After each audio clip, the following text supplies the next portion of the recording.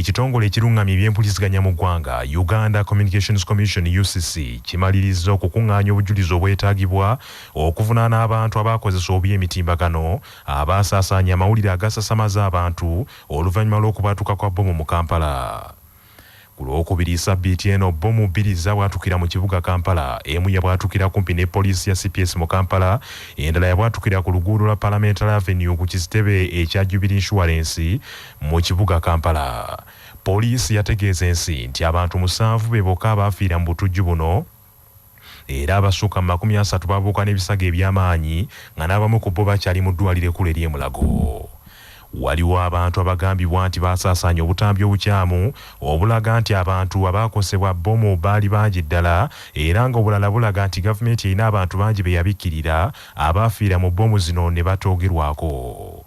Minisita avunaanyizibwa ku by'amawulire n'okulungamya eggwanga Dr. Chris Baryomunsi ategeezezza nti kabineeti era olukiiko lw'abaminisita lwalagidde UCC mu bwangu ddala ne poliisi okulondoola bonna abennyigidde mu kubunyisa amawulire amakyamu bavunaanibwe olw'okozesa obubi emitimbagano. Twagala okubalabula tulina obukugu obumala tegeera ani aleese ekifaananyi ekyo nti ani akisanyasanya mikutu ya social media. Abakugu baffe aba IT mu UCC n'ebitongole ebyenjawulo bamaze kutegeera baani abafulumya videos ezo n'ebifaananyi. Tumaze okulagira poliisi nti ebakwate kubanga gubeera musango okukozesa bubi esimu, kompyuta n'olaga ebintu ebitasaanidde. Tulina etteeka lyetuyita Computer Misuse Act n'amateeka g'enjawulo agakwata ku cyber security and cyber laws nga tugenda kugakozesa okulaba nti abo bonna tugenda kubakwata. CBS mu kwogerako ne Irene Kagwase Wankamba akolanga ssenkulu w'ekitongole ekya Uganda Communications Commission UCC agambye nti bamaze dda okukungaanya obujulizi obumala okuyambako poliisi okukwata abantu bonna abaakulembeddemu okusasamaza eggwanga. Oba okola research okozesa sources nyingi tokozesa tubayamba okubawa technical guidance n'obuyambi obulala bwe tulina okulaba nti abantu abo banoonyezebwa era nga tubatuukako okuba nti munnange ffenna tulina obuvunaanyizibwa nti ne we tugamba nti nno ddembe lyange naye eddembe eryo tulina okulikozesa nga tubalirira bannaffe n'eggwanga lyaffe nga Uganda. Ebimu tetubitottola ng'obudde bwabyo tebinnatuuka.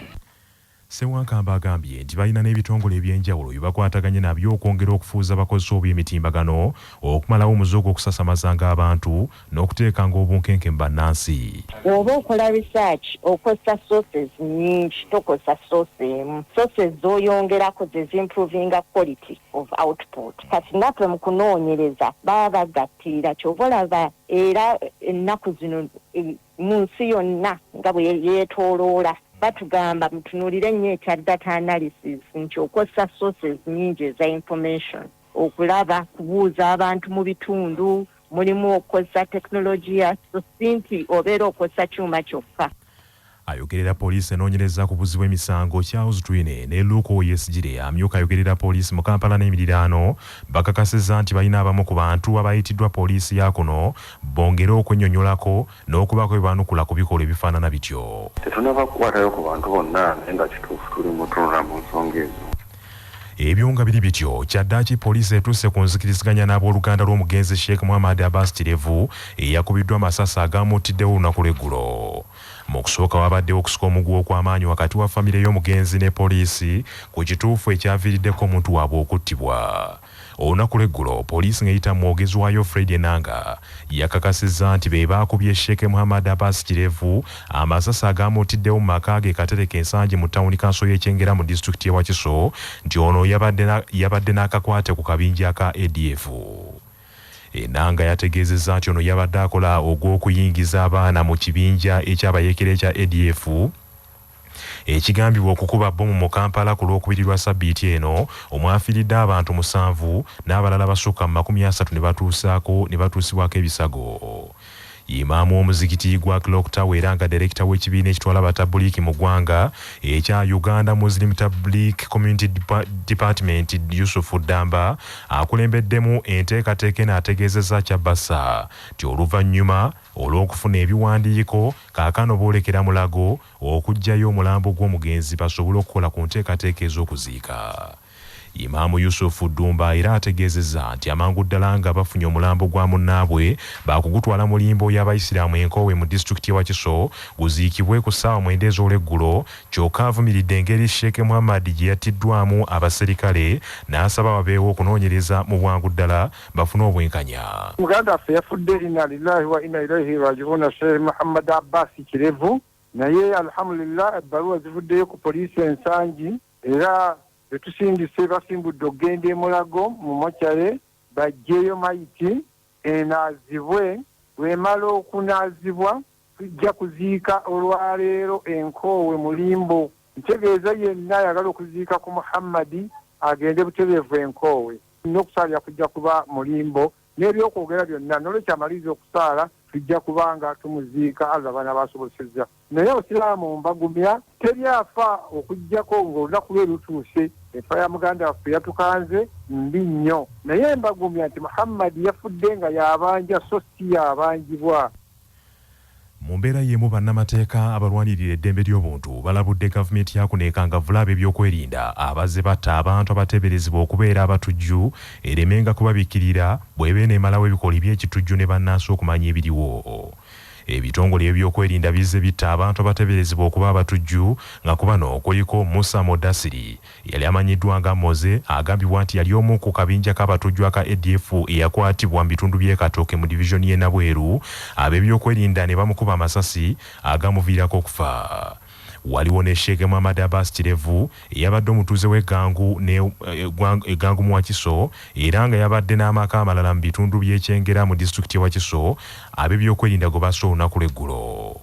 Enfa yoona ekyaliko amatankane. Abaana b'omugenzi bagamba nti kitaabwe yakwatiddwa n'assibwako empingu, oluvannyuma ate ab'ebyokwerinda ne baleka bamufukirira amasasi agaamusse, wabula bo ab'ebyokwerinda bagamba nti ono yabadde agezaako okuwalira.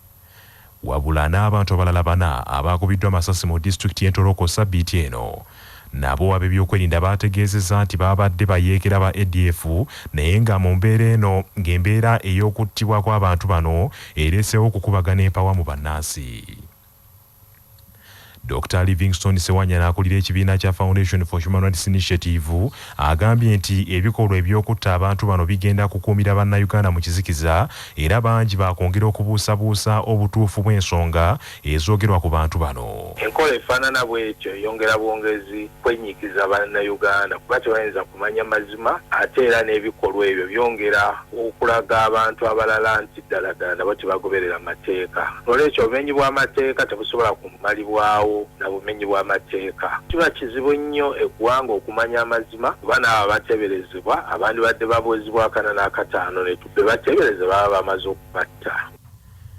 Munnamateeka Ladislas Lwakafuzi ne munnamateeka Abdallah Kiwanuka, minisita ku ludda oluvuganya gavumenti avunaanyizibwa ku nsonga ez'omunda mu ggwanga, balabudde gavumenti nti buli ebitongole by'ebyokwerinda lwe bitta abantu nga tebawozeseddwa n'abalabe baayo baakweyongerera ddala, era abalabudde nti si kirungi n'akamu eri eggwanga lino. Eggwanga terisobola kumanya mazima kubanga omuntu ateeberezebwa baba musse tayogedde ebintu fenna byetwetaaga okumanya nga bannayuganda tumanye obuzibu buli luddawa ate tubonogera ddagala ki. Gavumenti kakati ebeesindika abantu bajeekere. Engeri poliisi n'ebitongole ebikuuma ddembe gye biri mu kkuba abantu amasasi bimenya amateeka kubanga oli omugyeko obuvunaanyizibwa okwewozaako. Ye kati onootegeera otya abatujju abalala kubanga yabadde alina okuwa link nti munnaye nkolagana noono kyekimu ne kuwoli gwe batta owalokeeki n'abalala bano be battira eno ebusoga. Minisita w'ensonga ez'omunda mu ggwanga Major General Severino Kayindo Otafiire agambye nti ebyokutta abantu abateeberezebwa okuba abatujju takkaanya nabyo era bikyamu ddala, n'asuubiza nti waakunoonyereza ku ebyokwerinda abo. Bagamba nti bamukute ne bamukuba tetunafuna ripooti. Omuntu asooka akole ripooti ekyatuuse ku kitaffe kikino tulyoke tukangavule abo abageze kumukwata ne bamukuba amasasi. Ekyokutta basuspect mu operating procedures zaffe tekiriimu. Omuntu gwe balowoozaako abeera muntu gwe balowoozaako okutuusa tubesalawo nti alina omusango oba tagulina. So tewali alina olusa kutta omuntu tekikirizibwa kubanga obanga ayasa omuntu katufune ripoota eyasa omuntu tumukwate teri ali waliwo gulwa amateeka. Manya obubona obuddo obw'eddembe lyo tonyigirizibwa ddembe lyo ery'obwebange. kimenya mateeka omuntu okukuba ebirayiro ebikyamu mu kooti nga munnamateeka Ivan Boweka Kungulu bw'annyonnyola. Kawaayiro 10 mu tteeka erya Penal Code Act kimenya mateeka okukuba ebirayiro ebikyamu mu kooti oba eri ba Commission of Oaths kubanga ebirayiro ebyo byesigamizibwako kooti n'ebitongole ebirala okubeerako ne bye basalawo era nga singa kizuulibwa nti wakuba ekirayiro ekikyamu osobola okusibibwa emyaka 3 bweddu ku mmeere. Ekirayiro ekyo kibeera kigamba nze Bwowe Ivan ndayira nti byonna bye njogedde oba bye mpandiise bituufu. Ekkanisa ya Uganda mu bulabirizi bw'ennamirembe n'obweruweero ekoze enkyukakyuka mu baweereza b'ekkanisa. Omulabirizi w'eruweero Bishop Eridadi Nsubuga akoze enkyukakyuka z'abaweereza 12 ate omulabirizi Luwalira ow'ennamirembe naye akoze enkyukakyuka z'abaweereza 13. Abakyusiddwa eruweero kuliko Reverend Trace Jehabati ajiddwa e Nakasongola n'atwalibwa e Nabiswera ng'omusumba. Reverend Kabuye Gideon abadde mu busumba bw'Ebbowa yaawumudde emirimu gye. Reverend Mukama Livingstone atwaliddwa mu busumba bw'Ebbowa kyokka nga akwanaganya emirimu gya mission ku diocese nga aweerezeddwa nga akwanaganya emirimu gya mission ku diocese ate Reverend Deacon Sojobyo George William ajiddwa Rutete n'atwalibwa mu busumba bw'Ebombo. Reverend Captain Nsimbe Patrick ajiddwa ku Saku Secondary School n'atwalibwa ku ssomero lya Rutete Secondary School nga chaplain era waakukola ng'omumyuka wa Vika ku diocese Luweero. Reverend Samuel Ziwa waakukola nga principal owa Bible College Rutete era nga ye musumba w'Ebuzibwera. Ate Reverend Paul Mutyaba abadde omumyuka wa Vika ku Lutiko ye Luweero agenze ku misomo. Reverend Dani Buzarwana mu busumba ajiddwa mu busumba bw'Engoma n'atwalibwa mu busumba obw'Empigi. Reverend Semaganda Stephen abadde chaplain mu ddwaliro ly'e Kiwoko atwaliddwa mu busumba bw'Engoma nga y'omu ku bamyuka ba Vika era yatwala ebyobulamu ku kitebe kya Lutiko ye Luweero. Reverend William Mirimu okuva mu busumba bw'Empigi atwaliddwa mu ddwaliro ery'Ekiwoko nga chaplain ate Reverend Mabirizi Daniel Nsereko ajiddwa Ebombo n'atwalibwa mu busumba bw'e Katikamu so nga Reverend Dani Mwesigo abadde Katikamu aweerezeddwa mu busaabadiikoni obw'Ekikyusa. Mu bulabirizi bw'ennamirembe enkyukakyuka ezikoleddwa Kitaffe mu Katonda Right Reverend Bishop Wilberforce Luwalira akoze enkyukakyuka mu bakulembeze b'ekkanisa mu bulabirizi bw'ennamirembe. Abakyusiddwa kuliko Reverend Abraham Muyinda abadde ebweyogerere kaakano ye Vika ku Lutiko y'ennamirembe. Reverend William Kyeyune abadde Vika kaakano atwaliddwa Ekiteezi ng'adda mbigire ebya Sebina Semeyi Sekiziivu atwaliddwa Namayumba so nga abadde Namayumba Reverend Lumu aziddwa Namirembe ng'omubeezi wa Vika. Reverend Edward Stephen Kabanda abadde ku Lutiko ng'omubeezi wa Vika atwaliddwa Ekiryagonja ate nga Reverend Daniel Serumbaawo abadde Ekiryagonja atwaliddwa Ekkungu. Reverend Moses Kakembo ajiddwa Ekkungu n'atwalibwa Bweyogerere ne Reverend Joseph Luvumu abadde ku St. Peter's Kalitunsi Ekyebando atwaliddwa Mutundwe. Reverend Kisaakye Entale ajiddwa Mutundwe n'atwalibwa Ensangi ng'adda mu kifo kya Reverend Daniel Dumba eyawumudde obuweereza. Dr. Kimaaje Emmanuel abadde chaplain w'e Buddo atwaliddwa okutandika obusumba bwe mu bitundu okutandika okusumba ab'e Kawaala. Reverend Kalema abadde Kawaala yajiddwayo n'atwalibwa mu kanisa y'e Kabaale mu busumba bw'Entebe. Ebitongole ebibwannakyewa ebitakabanira empeereza ennungi eri bannansi bisabye bannayuganda okukwasizaako gavumenti okulonkoma abakozi baayo abalyake n'okubasanguza buli ntakera ku bisobyo ebikolebwa.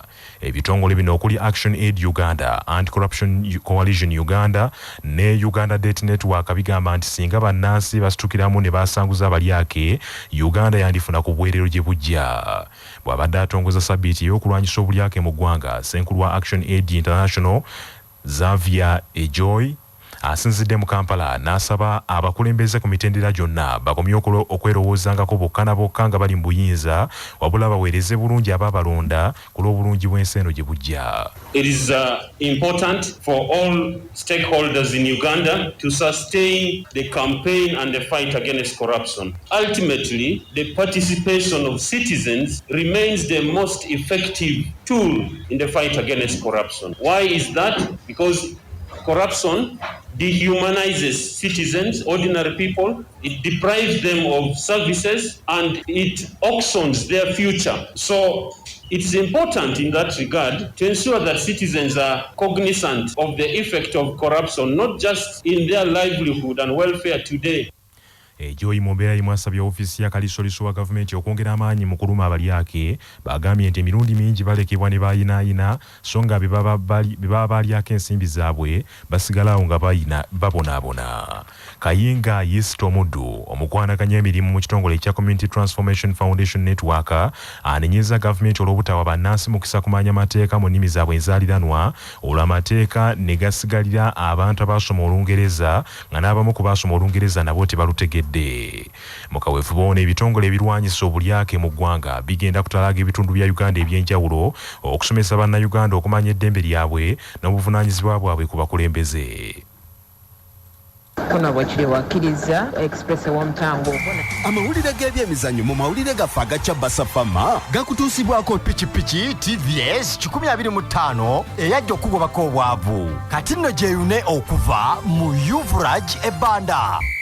Klabu ya Express FC mukwano gw'abangi ekkiriza okusasulira omutendesi waayo Waswa Bosa engasi ya nsimbi obukadde bubiri eyamuteekebwako fofa olw'okukozesa olulimi olutali lwa mupiira mu ligi y'ababinywera.